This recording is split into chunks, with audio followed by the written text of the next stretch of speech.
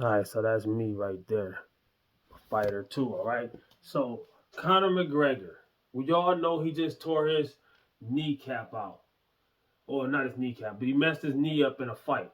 All right, if you ask me what happened, I think he tore his ACL. I might be wrong on that one.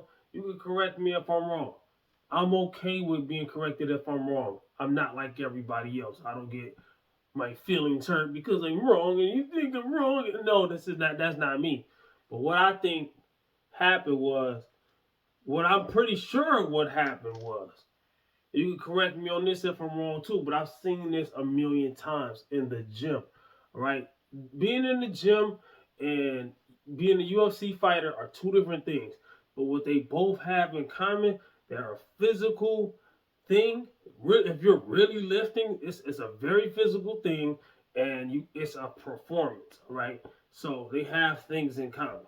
Right, and to have a long layoff and then come back like you never left is always the biggest problem. What I think happened was I think Connor was too excited that he was on his debut. He's on his way back, his comeback fight. He's gonna lead. He's gonna pick up where he left off. That's what was probably going on in this man's head.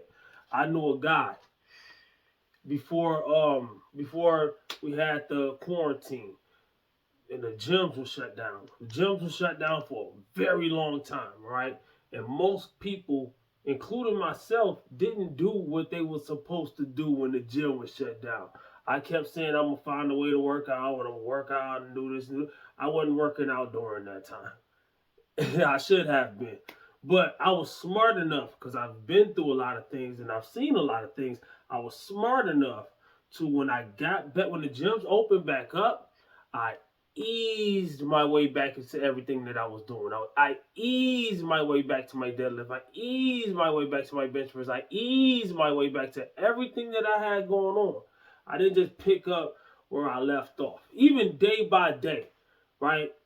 I knew this dude, he bench pressed like 500 and something pounds, right? There's a lot of power lifters at 200 pounds, give or take, they can't do 500 pounds on the bench press. This dude did 500 on the bench press. I'm doing over 500 on deadlift. This dude was doing 500 and something on bench press. Of course, he was on that stuff. He wasn't natty, all right? But he wanted to pick back up where he left off at. And I told him, like, bro, don't do that, bro. He wanted to rush back to that 500. So he managed to get like four or something. He was always pushing it, pushing it, pushing it. Then he tore his chest, he tore his pec, he tore his rotator cuff, and something else in his trike. He tore his pushing movers. All right. Same thing I think happened to Conor McGregor. Same thing I think happened to Conor McGregor. Right. I think he tore his ACL. He went and spin. He did a kick, a spinning kick with his left foot, but he landed on his right, and his right was like tilted like this way when he landed on it, and it tore. And he tried to, he wanted to keep fighting because he's a fighter. All right, I'm not gonna take nothing away from the man. I'm not a big fan, but I'm not gonna take nothing away from somebody either. He's a fighter. Just like when I go to the gym, I'm a fighter. I go in there and I go in there. I do what I'm supposed to do. I ain't in there talking. I ain't in there chatty patty. I'm in there going and getting mine, right? And like, you look small and talk all that stuff. Like at the end of the day, I'm bigger than you. You know what I'm saying? And I'm natural. So, but this is my point. A lot of people don't even understand that. And they'll tell you exactly what something else happened and this and that and third, da da da. Like I said, you can tell me if I'm wrong. Just if I'm teaching something fitness wise, you can't tell me if I'm wrong or not. Unless you walk through my shoes, you know what I'm saying? Let me see some of your accolades. Let me see your alcoholic card. Listen, let me see your AA card before you talk to me. You know what I'm saying? Like, nah, but that's what I think happened to Conor McGregor, right? And I hope a speedy recovery. But the way it looks like to me, and his age and all that, of course, he could have different compounds that might knock him out from being able to fight in the UFC or MMA. But I'm just saying, like, or any main thing. But he could probably take some unnatural things to help heal him up. But at the end of the day, uh, I feel like you should hang it up. All right, you got your bread, you got your name out there. At the end of the day, I know you might love the sport. At the end of the day, man, you can use your name to keep you You can use your name to keep the lights on.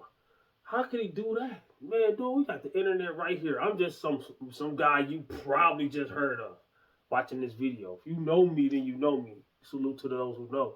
But if you don't know me, you know me because I put Conor McGregor name in my video. If I could do that with his name, what can he do with his name? If I get 10 views, how many, a million times whatever I get, that's what he gonna get. You know what I'm saying? I'm just saying. And he gonna get paid. So he can get paid regardless. He can use his name and his fame. He can open something, open a restaurant, he can do other things. He can train people. You know how many people want to get trained but a good player ain't always a good coach, you know what I'm saying? And vice versa. Some of the best coaches in the NBA played in the NBA. Phil Jackson and all them, they played in the NBA. They were not good. They were the best coaches in the world. Like